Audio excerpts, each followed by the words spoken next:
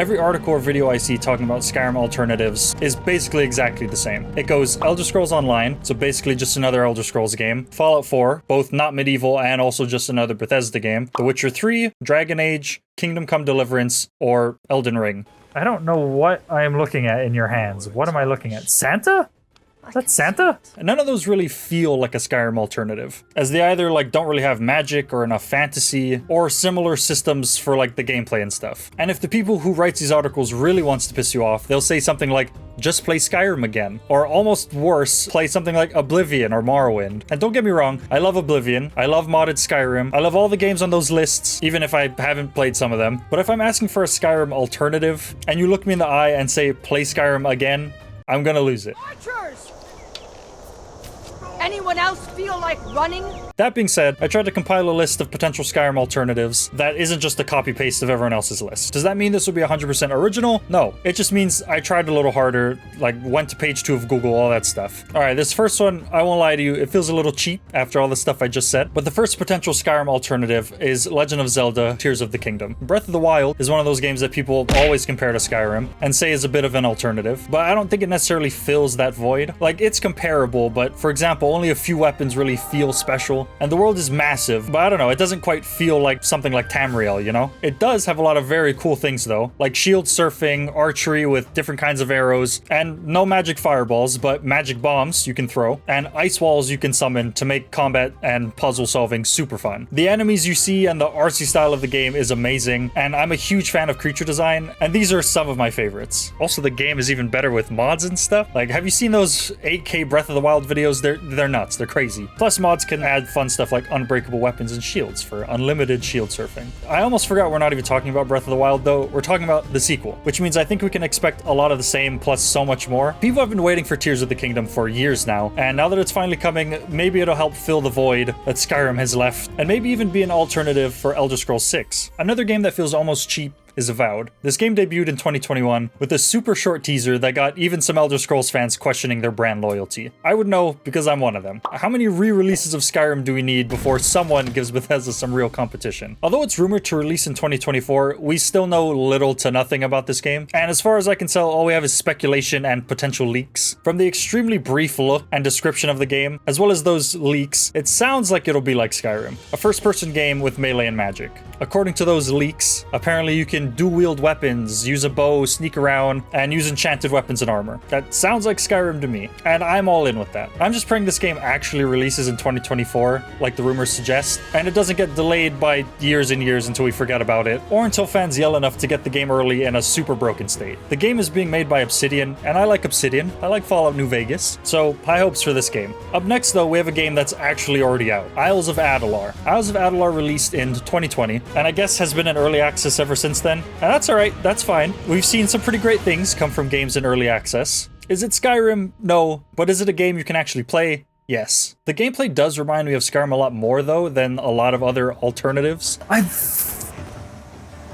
died. I died to like a normal wolf. What is this? As it includes first and third person, is open world, lets you sneak around and use magic and all that stuff, and the weapons and armor seem fairly Skyrim-esque, and the world looks very fantasy-like. And the graphics and visuals actually look really good for a game like this, and it really reminds me of a slightly less polished looking Elder Scrolls game. I can't put my finger on why, but it looks slightly less fluid with its animations and like the overall gameplay, but that's what early access is for, right? There's room to make improvements, and I'm hoping by the time it hits full release, it'll feel great to play. Some things that Skyrim doesn't have though, that this game has, is choices and consequences. Skyrim and a lot of other Bethesda titles have been kind of known for its illusion of choice. You'll be presented with two options, you'll pick one, and it'll just end up in the same spot, basically. It's awful. But according to the Steam page for this game, there's actual consequences to the choices that you make, and I love that. The dialogue system seems to have a lot of thought put into it, actually. Having interactions based on your character's personality traits and the actual situations you're in, rather than just how high your speech skill is.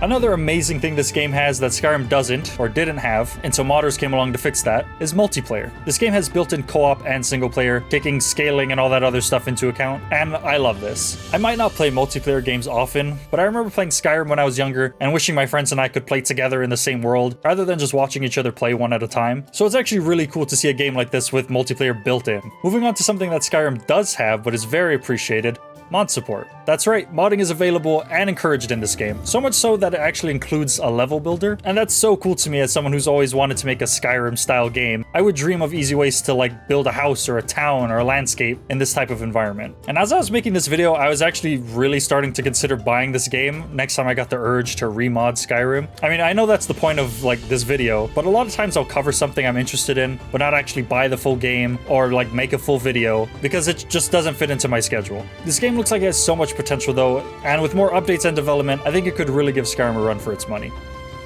A quick one I'll mention is Back to Ashes. Since everyone loves to reference like Dark Souls and Elden Ring and all that stuff, this is a similar game. It released on the 20th, so pretty recently, and like I said, this one gives me much more of a Dark Souls vibe, but what can I say? It's new, it seems to be getting good reviews, and there's no magic, but the combat seems pretty fun. There's a whole bunch of games on Steam that are similar to this, and if you're looking for a Skyrim alternative but really struggling to find something, maybe give one of these games a try. They might not be as popular or as huge or as well known, but it's nice to find those like hidden gem games. Hey, sorry, Mox from the future here. I wanted to add one more Souls-like-ish game that should be on this list. This one seems a little more fleshed out, but it is a little bit older, coming out last year, August. So not that old, but I was trying to include more stuff that's like new and upcoming, but I figured this would provide some good balance with the last game. It's called Thymesia. It's another Souls-style game, like the last game. The gameplay and combat looks amazing. I love this style. The like art style and everything looks so good. The like type of magic that you seem to be using looks really cool. You play as like a plague doctor looking character, and you'll be using different plague weapons, using like disease and stuff to your advantage. It looks really cool. And this is one of the first games that I jumped to when I was first looking for Skyrim alternatives. Anyway, on to the next one. And like I said, I know they aren't Skyrim, but there's not much that competes in a lot of people's eyes, unfortunately.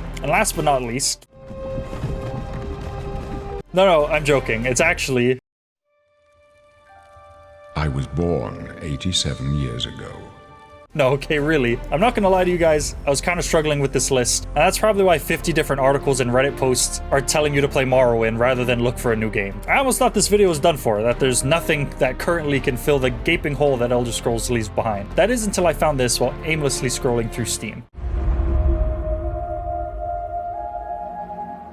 If first impressions are anything to go by, Nightingale looks absolutely bussin'. It might be a little too Fallout for your typical Skyrim game, but I don't really mind. It's the creatures and world building that really makes a difference for me. So yes, they use guns and technology, but the world seems so medieval and the wildlife are more fantasy than sci-fi. In this game, you'll be exploring the Fey realms as a realm walker. If that doesn't scream fantasy, then I don't know. The game describes the beings you encounter as eldritch creatures, and that's a pretty perfect description. Not all eldritch things need to be giant squid gods, and the creature designs look perfect. And that's a win for me. The game also features base building, exploration, and some crafting. These are things that got added to Skyrim as DLC, excluding crafting, and wasn't super well implemented. Fallout 4 might be a better example of Bethesda base building, but in Nightingale it seems a little more expansive, and it seems like survival will play a much larger role, which I love. I love when things in games are functional, and that might sound like a stupid thing to say, but think about it. How are houses in Skyrim functional, besides just being a place to store all your crap, and do some like basic blacksmithing? I love when there's an actual reason to have a shelter, like in a game like The Forest, which by the way has its sequel, Sons of the Forest, that's gonna release in a few days, and you best believe I'll be playing that. Anyway, as I was saying, Nightingale looks amazing. The world seems pretty big with different like biomes, lots of different flora and fauna, base building, survival, fantasy. The only thing that might worry me is like